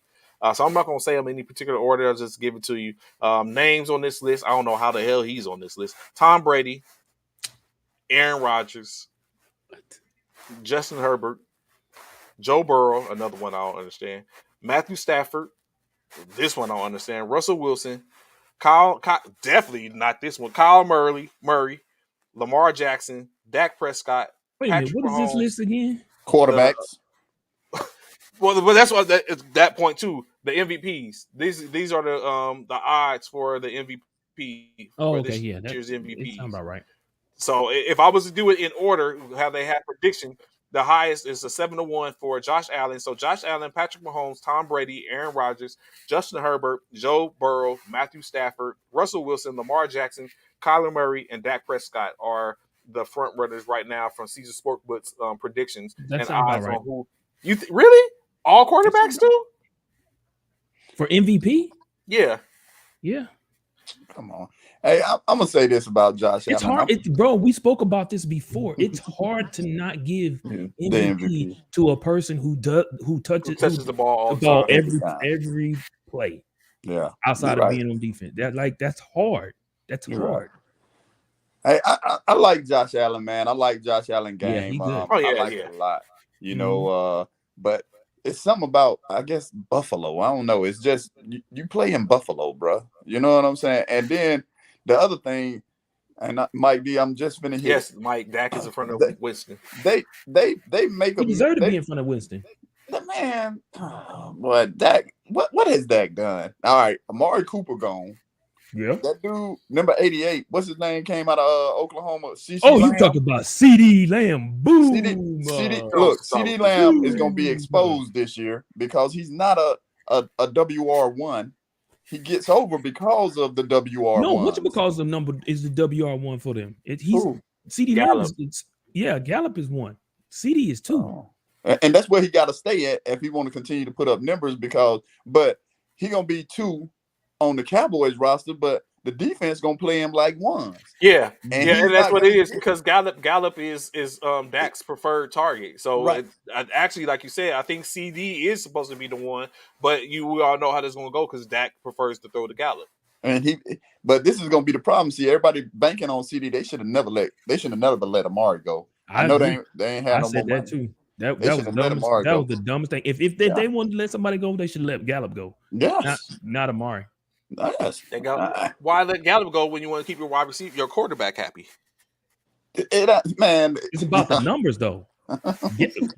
Amari had better numbers than Gallup, bro. Because Gallup didn't play; he was injured. That part, my whole point. So why are you gonna put Gallup in, who you don't even know if he can stay healthy enough throughout the season and get rid of the only guy who was putting up most of your yards outside of CD Lamb? So this is what additionally, real quick, this is what they have for the most part in reference to dark horses that they think can come up and snatch the MVP from any of the 10 in which the 11 in which I stated earlier. Derek Carr, Matt Ryan. Hell no. Matt Ryan, don't sleep on Matt now. Don't sleep on Matt. Steal no MVP. Crazy as fuck. Derek Henry. Get out of here. Derek Henry. Tua Tagovailoa. Hell no. Deshaun Watson. That's possible. Jalen Hurts. That's possible. Justin Jefferson. Jalen Hurts is not possible. Aaron Donald and Trey Lance. Trey Lance. Don't do that, Bishop. Don't do that, Bishop. Don't do that, Bishop. We might as well put Eli Manning in there. Might as well put me in there. They got put my name in lights. What's going on? So what we not gonna really? do? I think Matt is gonna have a newfound Matt Ryan. And he throwing shade. Bishop be throwing shade. No, I really think that.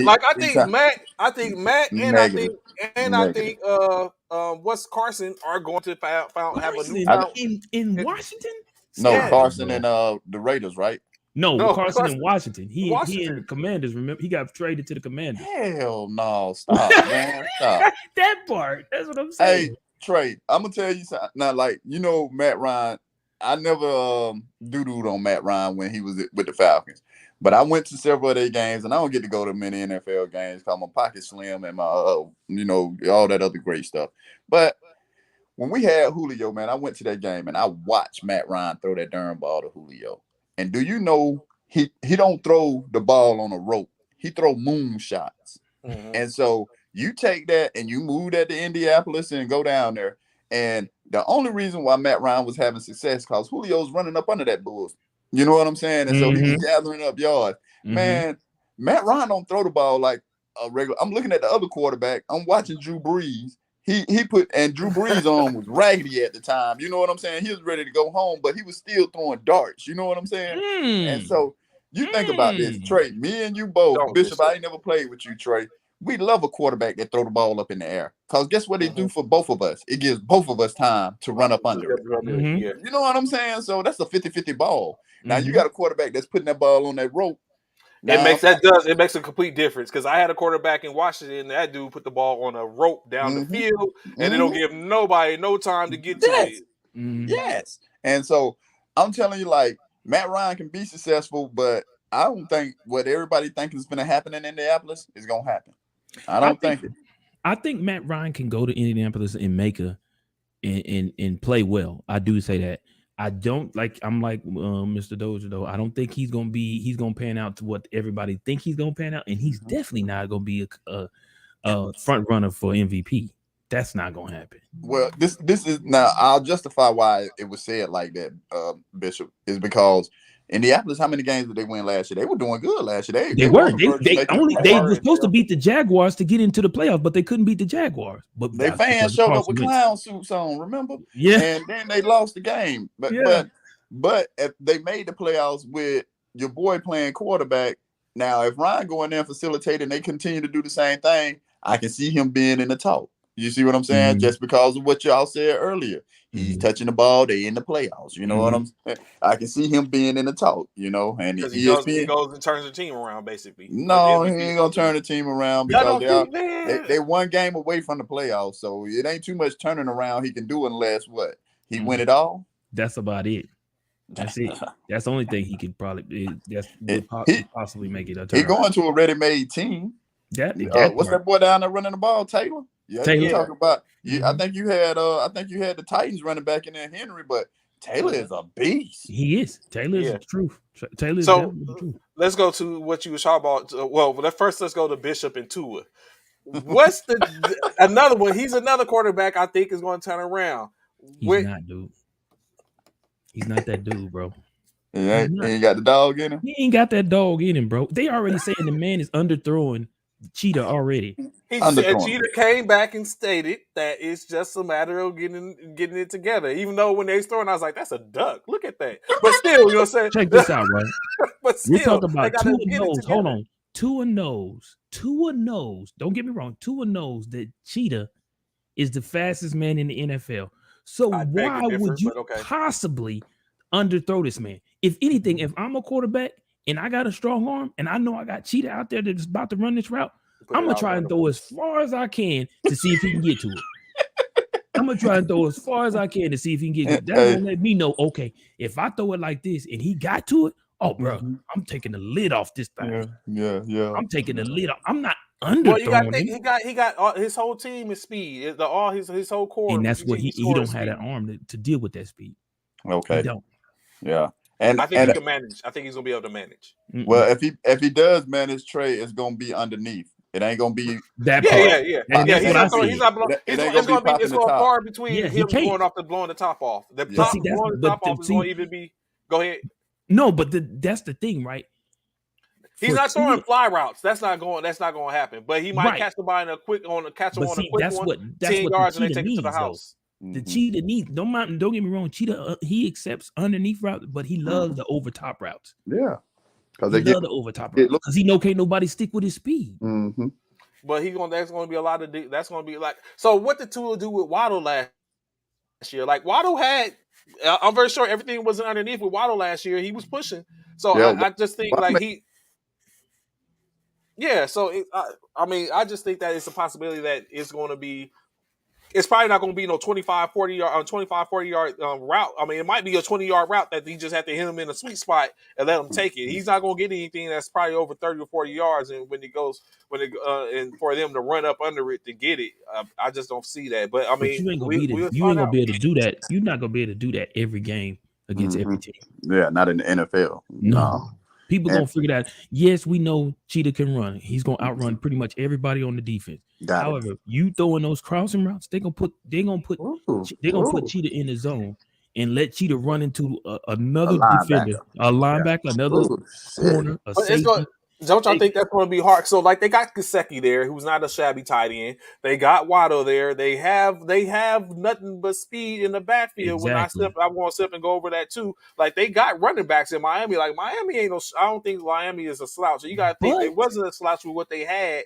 They was a 500 team at minimum 2 years in a row, coming back from obscurity to sit up and even push for a playoff spot or even make noise. So I think it's a situation where just like Mark Jackson had the Golden State Warriors and then Steve Kerr got them and has pushed them, I think that's the same thing in which they're going to have with McDaniels, from Flores to McDaniels.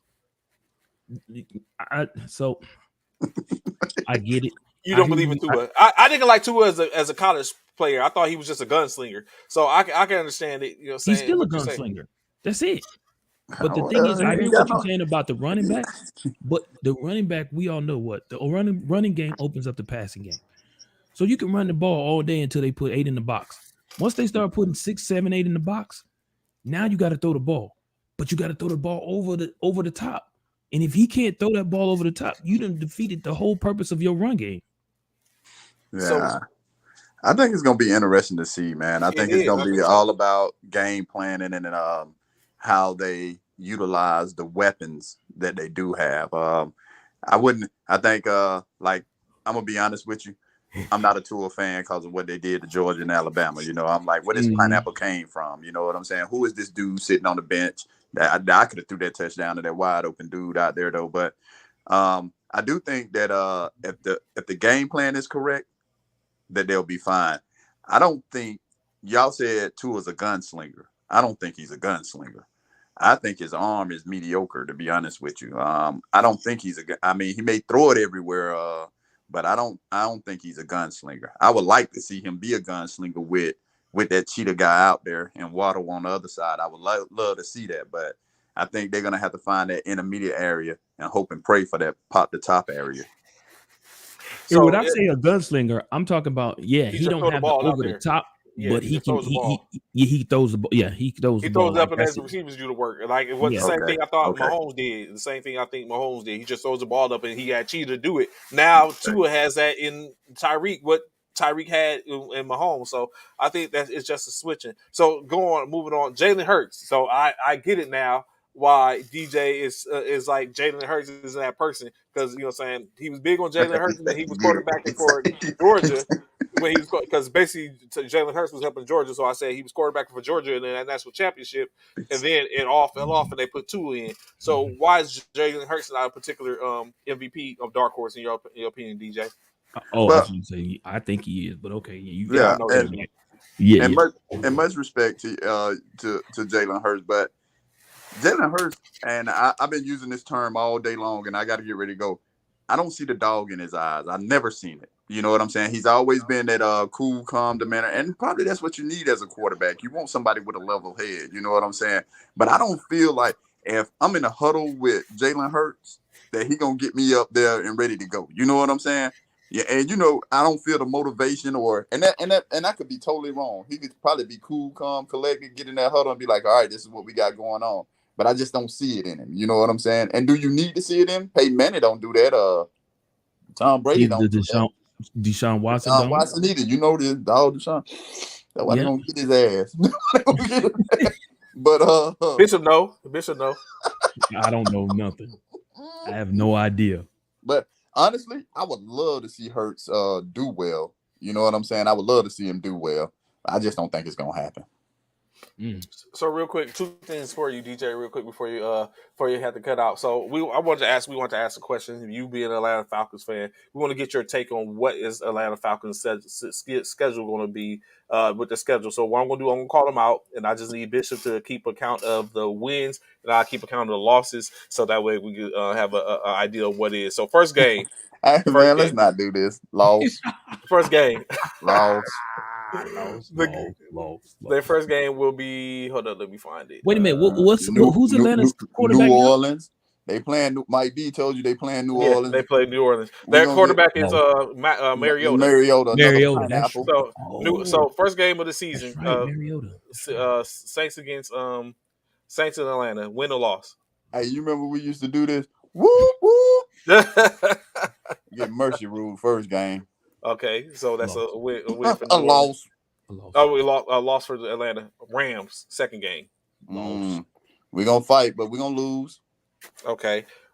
Next game, the Seahawks. Oh, we might beat the Seahawks. They ain't got no quarterback. Yeah, Okay, that could go either way. Yeah, that could go either way. Second game, Cleveland. Fourth game, Cleveland. Deshaun Watson. Deshaun Watson. Hey, this is what I say on that one. If Deshaun Watson playing, we're gonna get our butts kicked. If Deshaun Watson ain't playing and they don't use that other little boy that they ain't traded yet, we're gonna win. Okay. They ain't got no quarterback Baker now. Mayfield. Hey, so give me a win on that one. But if Deshaun playing, I'll take a L. Okay, we'll go with the win since Bishop, right? Deshaun won't be there. Yeah, Deshaun won't be there. So Deshaun won't be there. All right. So it's all right. It'd be weird. It's Tampa Bay. We lost. San Francisco. We gonna win. Just because it's San Francisco, we're gonna win that game. Win. I give you that. Yeah, that's a win. Cincinnati. Oh, Joe Burrows and whatever, man, we losing. Jamar Chase, yep. Yeah, we losing. Carolina. We're gonna win that game because I don't know nobody on their team. Yeah, that's a win. They low running back. That's Herbert them, ain't it? Yep, yeah, that's a loss. We ain't gonna win that game either. We lost. Yeah. Next up. Carolina again. Yep, we're gonna double down. Yeah, they're gonna win that one. All right, so far we're looking at 4-6. Yes. Chicago. Ooh. That's gonna be a good game right there. I'm gonna go with the W just because it's my team. Okay. I ain't got no faith in Chicago. Okay. Washington Commanders. We're gonna lose that one too. You think you're gonna lose that one? Oh wow. Yeah, we ain't gonna win 2 games in a row. Pittsburgh Steelers. They rebuilding. I think Pittsburgh gonna beat us just by defense. You know what I'm saying? Okay. So 5-8 so far. 5-8. The Saints again. Game 2, second game. Next. 5-9. We ain't playing in our division this year. Okay. The Baltimore Ravens. They gonna beat the shit out of us too. 5-10. The Cardinals. They're gonna win. We're gonna lose too. We're gonna lose to the Cardinals. 5-11. Kyler Murray gonna beat it by itself. Don't. And lastly, the Tampa Bay second time around. 5-12. Man, 5-12, baby. 5-12. 5-12. I'll give you. I think. Dang, Mike said y'all 0-17, bro. Oh, Mike, fuck you. Yeah, how you do me, dog? You how you do me? Hey, you know what we talking about the other day? It's your people that kick you when you down, man. Hey, but that hurt me more than the NFL hates the Falcons. I agree with you, man. But hey, I think we got to learn. I think we're gonna be. I think you give us 2 years, we're gonna be in the dirt for 2 years. But if we do the right thing after these 2 years, we'll be able to fight back up out of it. But one of the reasons we had you on DJ, you had we had an interesting conversation. So, what is your take in reference to the officiating? Like I asked Bishop before, like, "Hey, Bishop, you thought about officiating softball?" And he is like, he's a little He said, what was it, Bishop? You said, no, you don't know about it. You thought about it, but it's just not for you. So one of the things that was DJ was discussing, there's not enough softball officials around. And so what is that? Like, what is the upside to officiating softball, DJ? And why do you think it's not enough around? Okay. Well, Trey, first thing I'm going to say is this. There's not enough officials, period. Correct. And I wouldn't just put it on softball, but here, I would say one of the upsides is always, and officials will never tell you this, but we get paid to do this. You know what I'm saying? And it's a market. Some of us are on independent contracts. You know what I'm saying? So it's always a great hobby. If you got a hobby that pays you, then I think you really got a hobby. If you go fishing and that's your hobby, you got to go buy bait. You got to go get boats. You got to go get poles and rods and things of that nature. You know what I'm saying? And you don't never receive any money unless you sell the fish, I guess. I don't know. But what I like about officiating is, man, it gives you an opportunity to master something. You know what I'm saying? You get any official you see from day one, to day 10 should be better. Meaning that if you saw me at day 1, you're like, God, dog, this dude stumbling over his feet. And day 10, I should be able to stand upright. You know what I'm saying? But here's the problem, Mr. Bishop and Trey. I want y'all both, and Trey and Bishop, you know this. The problem with officials is starting at the lower levels, you have to start somewhere. And it's not many people that can, I don't know no one who's ever walked straight into calling college ball. You have to either call high school ball and then go to college. And after college, you hoping to get a look at for a pro level, if it is a pro level in that sport. You know what I'm saying? But the problem is when you're new, you get treated as if though you are a veteran because they don't see the fact that you knew. They don't know that you knew. Only thing they know is you got on that black and white shirt, that zebra shirt, or that powder blue shirt, or that referee uniform. And they are expecting what a referee is supposed to give them. You know what I'm saying? So with that being said, a lot of new officials, they get in because they hear about the money, you know, and then when it's go time, they didn't hear about how the fans gonna be on their behinds, how the parents gonna be on their behinds, how the coaches gonna be on their behinds. And that part. with us being military backgrounded, a lot of us were senior non-commissioned officers, so we were in leadership roles. You know what I'm saying?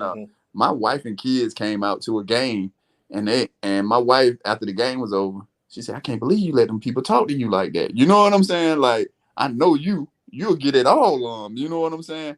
And I'm like, baby, I don't even hear that stuff. You know what I'm saying? Right. Because it's on the other side of the field. You know, now, Lord behold, they throw out one of them cuss words, Trey, we gonna get in their behinds. They gotta go. You know what I'm saying? But everything is, oh, you suck, Blue. I'm gonna be here all night. That's it. Be here all night. But the truth of the matter is, when we do get new officials in, Trey, we can't keep them because they can't get past that first wall. There's a report, man. They showed this umpire. She was a female. When she walked off the field, a mom hit her in the eye. Y'all veterans. If somebody hits you in your eye walking in Walmart, it's going to be a problem. You know what I'm saying? Lord behold, if I just came out here and called the game for your kid and I walk off the field, you hit me in my eye. You and took it somewhere totally different. Now, I'm supposed to be the professional, but I'm finna murk you. We finna have a problem right here in front of all these kids. In front of everybody. You know what I'm saying? Because what ain't finna happen is you ain't finna hit me in my eye and you go home with your kid or whoever, whatever. We finna go at it, you know. But they're getting to the point where they bashing them. Like somebody like me and Bishop, we seasoned. You can bash, you can do whatever you want to. We're gonna go on home, we're gonna go and do what we gotta do. We're gonna come back out and suit up for the next game. Next one, that's it. But in order to get these young guys past it, they can't do it because oh man, I don't want to hear that crap. I don't want them talking to me like that.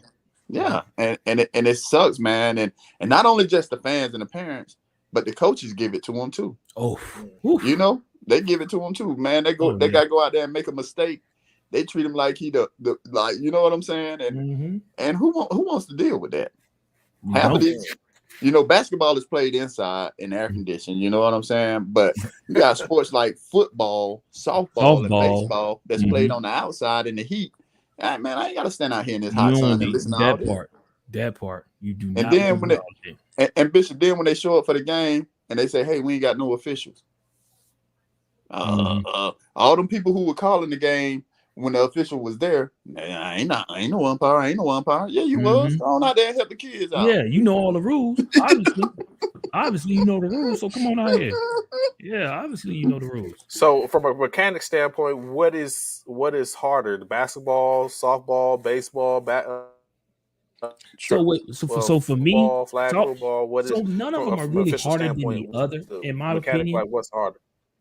In my opinion, none of them are really harder. The thing is the element. Like he said, doing baseball, softball, and football outdoors, especially here in Texas, is ridiculous. And like he said, when you do call basketball or volleyball, stuff like that are indoors, you don't have to worry about the element. You know what I'm saying? You don't have to worry about, especially with volleyball, you just standing on the stand and you watching the ball go back and forth and ensuring, you know, everything is being played right on the volleyball court. But yeah, to me, Now, softball, I will say probably if I had to choose one, softball would probably be the most difficult because it's so many moving pieces in areas in which you got to look at. And Trey, I will say, every sport, man. Allow me to say this: just because you play the sport doesn't make you an official of that sport. That part. You will, once you try to become, if you play basketball and once you try to become a basketball official, you'll be like, God dang, I didn't know that they were doing all of this and that they were doing all of this. You see a total different aspect of the game. And once you become an official, you would never look at that game the same way. That part. It's so sad. I hate it when I tried to become a footballer, a referee, because now I couldn't even enjoy a football game because I was too busy officiating it. Yep. Every time I'm sitting here on Sunday watching the game, I'll be like, up, offsides, up, we got illegal procedure, up. You know what I'm saying? Yeah. Because you see all of that. Yeah, they say, how you know it? I say, oh my, I just trained for it. Yep. But the inside of officiating will illuminate that sport to you so much. And Bishop, I'll say this, man. I officiated volleyball, and man, volleyball has way more rules than softball. I stopped doing volleyball. I never officiated volleyball, so I don't really know. But Bishop, I'll tell you this, man. When I was doing it, I told the assign, I said, just assign me the middle school game so I could do like what you just said, just make sure it go over. Man, and volleyball, I literally was doing a high school game, but I was on the lines. And the judge called 2 hits, and I watched the little girl hit the ball 1 time. And so when the play was over, I went over and asked him, I said, hey, why did you call 2 hits on that? She said, when the ball came back up, it was spinning weirdly. So I knew that she had hit it unevenly with her 2 hands. I said, oh my God. And bro, I was amazed. I was like, what really amazed me when she called the 2 hits, I was expecting the coaches to jump on her because nobody hit the ball twice. Right. And the coaches didn't say anything, and she was correct. I was like, are you serious? Wow. And bro, I'm telling you, like, volleyball is one of the most. Thought of nothing like that. Straight. Volleyball is one of the most difficult sports that I've encountered. We got volleyball getting ready. Matter of fact, on the 31st, we start the intramural sports season here on Fort Polk starts volleyball. And so watching them and paying attention, because we play, what's that, point break or whatever like that, where point serve point. So it's a very rapid game for the most part. But it was interesting when I first did the first tournament, and now we got the season. So it's interesting. But so that, even those mechanics or even peeping out that would be the same thing of y'all watching a football game or a basketball game where you realize the ball dies, or, you know what I'm saying, the rotation of the ball becomes funny, or how it comes out. So it's that same idealization, isn't it? Or, you know what I'm saying, like y'all learned that. So interesting. So Bishop, you softball, is that what you're saying? Softball? Come on. No, so I never said I wouldn't call softball. Like I said, the biggest thing for me in regards to softball is that element that out here and saying it's out here in Texas is no joke, bro. That joke, and it's unforgiving. Yeah. It's unforgiving, and if we talking, man, don't let the game get extended because they tied. Oh yes. And Trey, let me put it in perspective for you. We are in the middle of May. It's already 90 plus here in Texas. We're in the middle of May. It's already 90 plus. So as an umpire, you got your plate gear on, you got your pads on, and face mask on, and you out there for about an hour and 30 minutes to 2-3 hours. You know what I'm saying? I'm finna leave here right now. I got to go down to Lubbock and call a 6A regional championship game. Softball game, and they're gonna play at 8:00 at night. The temperature is gonna be 90 degrees. They're playing at nighttime so that the sun won't be on them. Right. Elements, they are beasts, man. And allow me to say this, Trey, before I get off of here. The average age of an umpire in my chapter, I belong to the Temple Association. As a matter of fact, I just got voted in as the president. My average age of officials are 53 years old. Now they're all season though, right? Well, yes, sir. They're not all of them are all season. Now I say the majority of them are, but you put that 53-year-old out there in a 90-degree weather, and he got to stand out there. You know what I'm saying? Now, we got lucky. We got military background, and hopefully we stay in some type of shape. But the ones that, sit around the house and drink beers and smoke cigarettes, and then they go out there and that stuff like that, man, And so my biggest issue is this: trying to get younger people in. I ain't gonna say youth, but I want the 18 and 19 and 20-year-olds to start officiating games, so that way those seasoned guys can say, all right, somebody else is here. We can go ahead and slide on out into the smoke. You know what I'm saying? So the older veterans can pick and choose the games in which they want to actually call. Yeah. I'm totally with you. And the truth be told, Trey, I was talking to a young guy. He 18, and he was saying he was finna go get a job and this and this. I said, hey, I got something you can do, and it'll probably make you just as much money or more. And you can do this on the weekend, and you can still have your weekend, do whatever you like to do if you want to go to school and everything like that. And so I started training him, and I'm teaching him up. You know what I'm saying? And by bringing this 18-year-old, and now I get to take that age 18 and add it into that 53 pot and bring it down some. You see what I'm saying? And so I think my next journey is to try to bring, I don't want to say the word youth, but I should probably use something like younger personnel into officiating.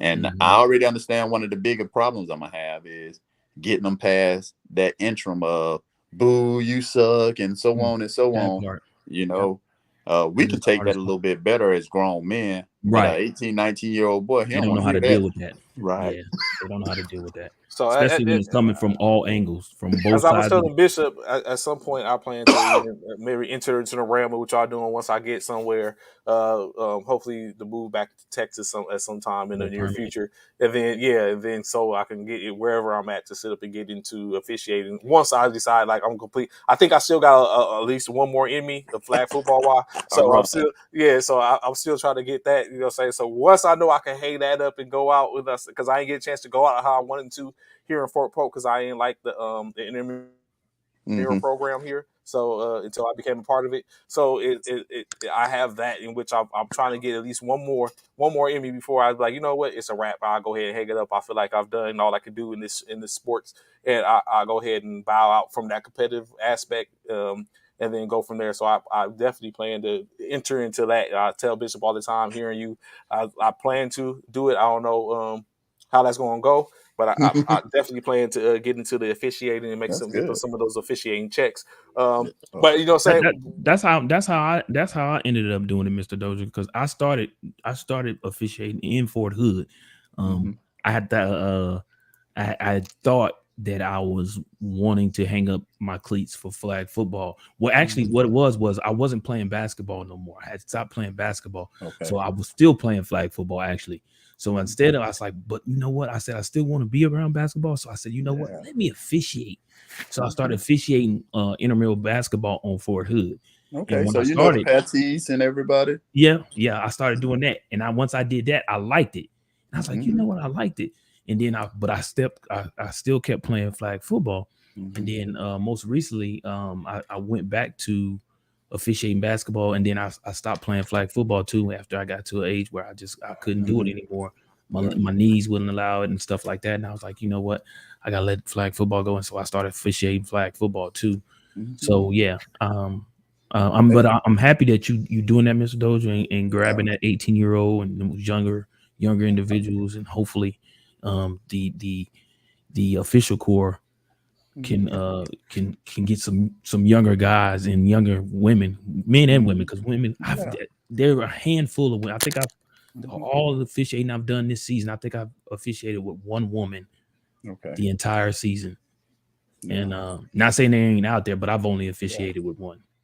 And Mr. Bishop, you're right, man. And I thank you guys for having me on. But like you said, we former athletes, and we have a love for the game, and it keeps us connected to the game. I'll tell y'all before I get out of here, my goal for my chapter as the new president is I want to bring back the respect to officials when we were kids. When we came up, when that referee, that umpire, that official said anything, it was church. Respected it. Yes, it wasn't We no respect question. If somebody was going to question it, it wasn't going to be us. It was going Right. to be our coach. You know what I'm saying? That's right. And when Yep. and when that official walked on the court, we all said, "Hey, Mr. Ref, Mr. Sir. Hey, sir. You Yep. know what I'm saying? Yep. And so my goal is to bring back that respect level to officiate. And the way that I'm going to do it is through doctrine, through training, through hustling. And now you have no reason to disrespect me because I'm sound in what it is I'm doing. You see me out here hustling. You know what I'm saying? So you have no reason to say, "Oh, boo." No. Hey, Right. sir, you did a great job. Thank you for coming out and officiating our game. That's right. That's so right. now I definitely know that DJ's gonna get out here, but we're gonna leave with him so we can holler at you off camera, DJ, real quick about something. So of course we greatly appreciate y'all rocking with us today. High speeds, greatly, you know what I'm saying, having formation. We got a chance to be DJ was a little late to it, so we already know 4856 is in effect. But you know what I'm saying? But we greatly appreciate y'all. We all know where we are every Monday through Friday, 09 to 1100 hours, as we talk whatever's going on in sports. As we say, we always talk a little bit of our careers, being service members. So we definitely look forward to seeing y'all tomorrow. Y'all know Friday weekend eve. Bishop, DJ, last words before we get up out of here. No, man, y'all have a great hump day. Enjoy y'all hump day. We thank y'all for tuning in. Appreciate you. Thank you, Mr. Dozier, for being on the show. Love to have you back. And y'all be sure to tune in tomorrow as we'll be back at 0900 to 1100 hours. And that's 9 o'clock to 11 o'clock for you civilian personnel, Central Standard Time. DJ, any words, bro? Yeah, to the GOAT, to Trey. Hey, appreciate you guys. Thanks for the invite, man. Keep doing what you're doing. Big ups, man. And I pray that God continue to bless you guys on your podcast. Yes, sir. They in this podcast, so that way we'll holler at you in a second, DJ. Hold up for a second before you jump off. So again, like I said, look forward to seeing y'all tomorrow. Just be sure to tune in. Hey, check other E2G sports shows on the E2G network, YouTube, Force Formation YouTube, Twitter, and their pages. So at this point, show attention, fall out. See you tomorrow, 09. Side Road 5 Military Fraternity Incorporated. Y'all be easy. Peace. Deuces.